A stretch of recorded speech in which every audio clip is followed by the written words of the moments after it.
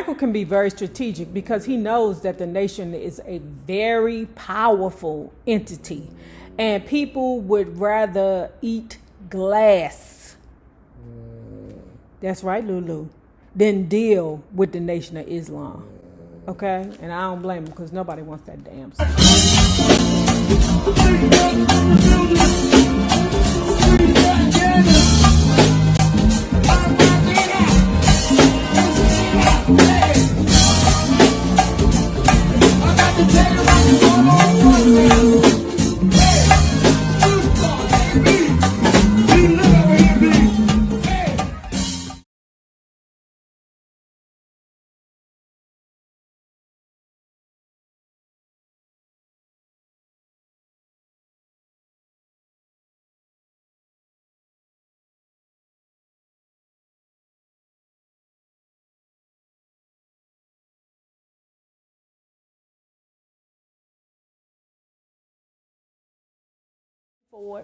You mean like Jordy Chandler went away, he was asked? Jordy is rarely brought up in his presence. Michael's brown eyes slitted. It was as if he was saying, you know better than to mention that name to me. He drew a deep breath and then exhaled loudly. Look, man, just take care of it, he said, as he took his leave. I don't want to hear another word about it. Okay. After Michael's handlers drew a line in the sand between him and the Arviso family, Janet Ventura Arviso made her move. She and one of her attorneys sought out Larry Feldman for advice on how to proceed. Feldman is the same attorney who represented Jordy Chandler against Michael Jackson. This ain't gonna be good, brother. After several sessions with the psychologist in the same conference room in which Feldman sat with Jordy Chandler and his father, Evan, he sat with Michael's new accuser and his mother. After he heard their story, he felt there was more to it than the boy had even alleged, and so he arranged for the boy to be interviewed by psychologist Dr. Stan Katz. After several sessions with the psychologist, the bits and pieces finally came together, and the boy started to remember all sorts of things. Now, let me tell you something about the Arviso family. They nuts. It was an odd morning in Santa Barbara courthouse on January 16th, 2004.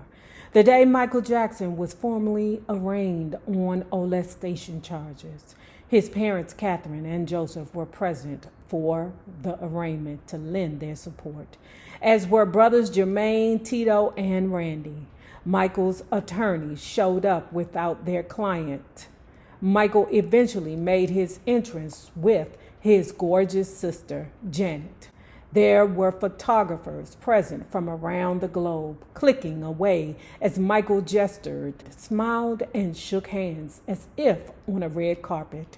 He looked strong, prepared. After the judge chastised him for being late, as if Michael has ever been on time for anything in his entire life, he humbly pleaded innocent to all the counts against him. 7 counts of child molestation and 2 counts of administering an intoxicating agent with intent to commit a felony. Those who know him well have recalled privately that the day of the arraignment was the worst of all days for Michael, that he was scared out of his wits. A knot remained tight in his stomach the entire morning. So what is the case against Michael Jackson? With the DA Tom Snedden's evidence still sealed, all of what he has on Michael is still unknown as of this writing. However, what is known is that the DA believes that Michael abused his victim between February 7th and March 10th, 2003. That is, after the Martin Bashir documentary was broadcast.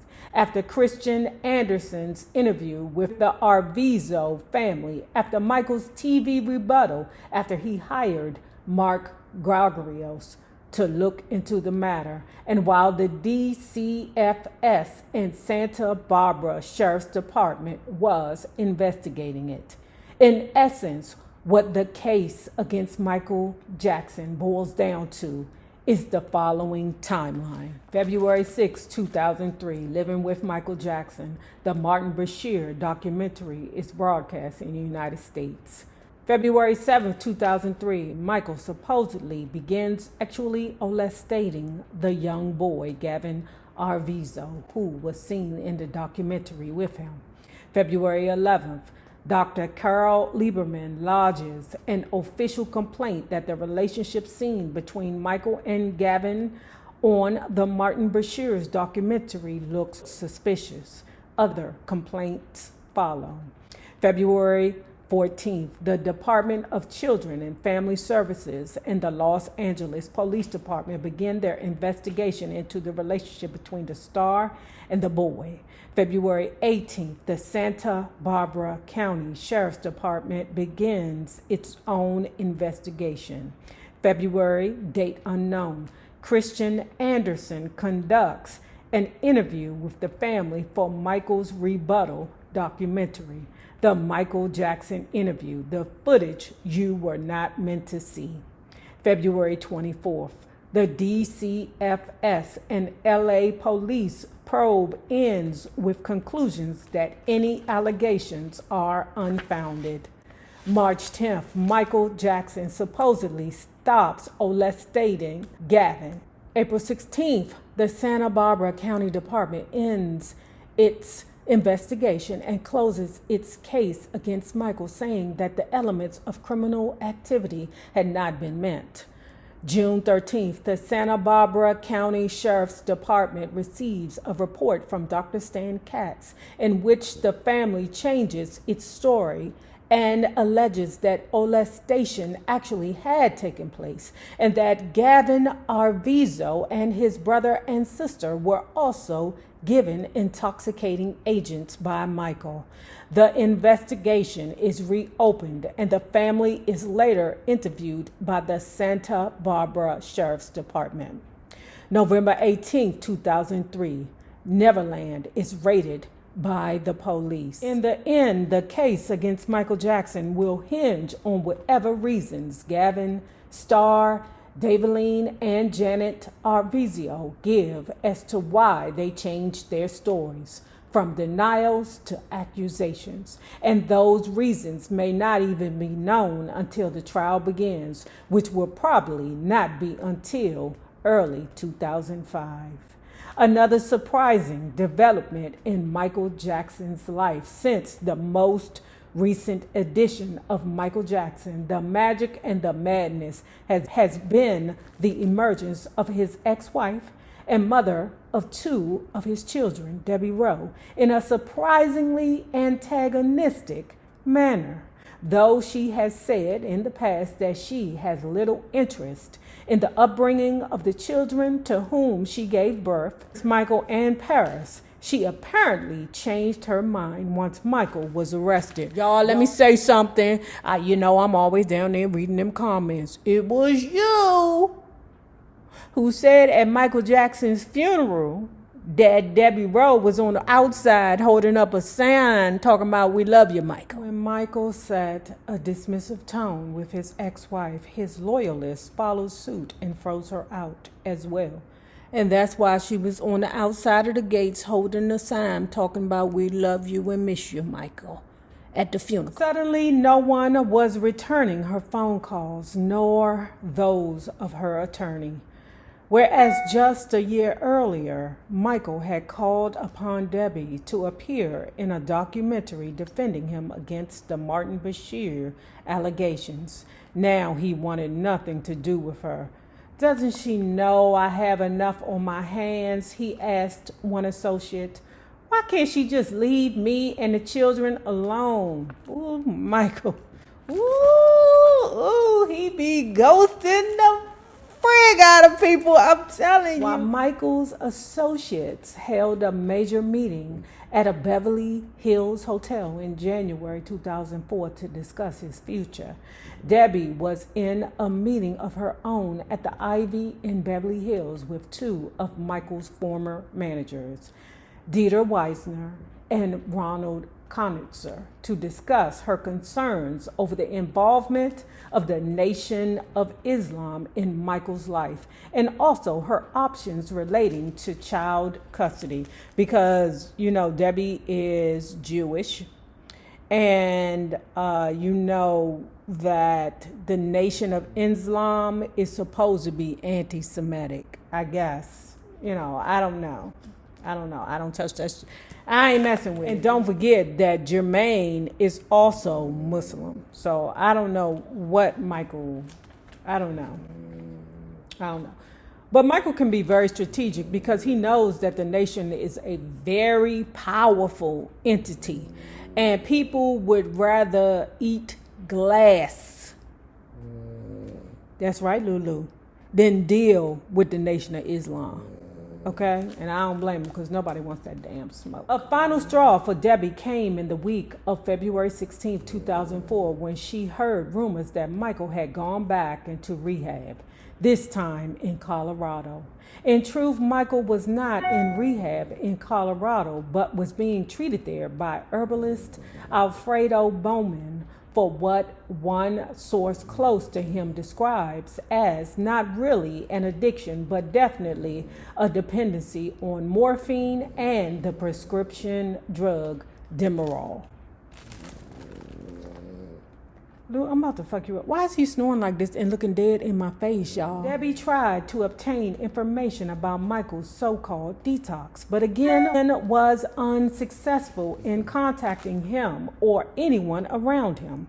The walls around Michael and his children were up, and she was on one side, while the Jackson camp was on the other side. She has always said that Michael is not a pedophile. However, according to sources close to her, she is no longer sure what to believe about him. And until she makes up her mind, she wants guardianship of her 2 children. She even indicated in court papers filed in Los Angeles that the children are not biologically Michael's. No surprise to his critics, who have always been skeptical of the paternity of his children. Damn, Debbie Rowe.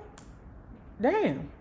I mean, but like I said, I don't care if he is or if he isn't. He might just didn't want his Joseph Jackson juice in the children. Like he just probably just didn't want that. Whatever bad traits that the father had or health genetic, whatever the case may be, he probably just didn't want to do it. Like I told you, them kids really do look like they are 100 races mixed in one. And I mean, if he wanted to have rainbow babies, then okay, Chasta La Vista. I don't have a problem with the fact that Michael Jackson juice may not be a part of the children. I don't have a problem with that. But they're still his kids. He paid enough for them. In a court order filed on February 20th, 2004, Superior Court Judge Carolyn Cole approved an agreement reached by the Rowe and Jackson camps to have retired Los Angeles Superior Court Judge Stephen M. Locks preside over the case. The order said his appointments would continue until the conclusion of all matters. Judge Locks works with Center for Alternative Dispute Resolution that allows parties concerned about their privacy who are involved in civil disputes to hire private judges at a rate of $650 an hour. They hire private judges so that everything can be done behind closed doors, said attorney Dana Cole, an expert in family law who is not involved in this case. However, Locks has said that much of what occurs in his private courtroom will still be open to public scrutiny. The private judges' rulings will be as binding as if they were made in regular family court. Ironically, the millions he has paid Debbie over the years have made it possible for her to become one of his biggest adversaries and maybe one of his biggest nightmares. He's going up against a woman who can afford to retain legal counsel as powerful as his own, and using money he has paid her to do it. Those in his private world say that Debbie Rowe's reemergence in Michael Jackson's life as an opposing force is as hurtful to him as the allegations of child molestation. One of his associates recalled it best. He handed him the phone to call her. "Do it, Mike. You gotta call her," he said. Michael looked at him with such an anguished expression. It appeared that he was about to let out a long, desperate scream. But he didn't. Instead, he put the phone down and walked away in tears. "Not Debbie too," he said, shaking his head in disbelief. "Not Debbie too." In April 2004, a secret grand jury convened in Santa Barbara County to hear from witnesses brought forth by District Attorney Tom Sneddon to testify against Michael Jackson, including his present accuser. The jury then handed down an indictment against the entertainer on molestation charges. You say that you know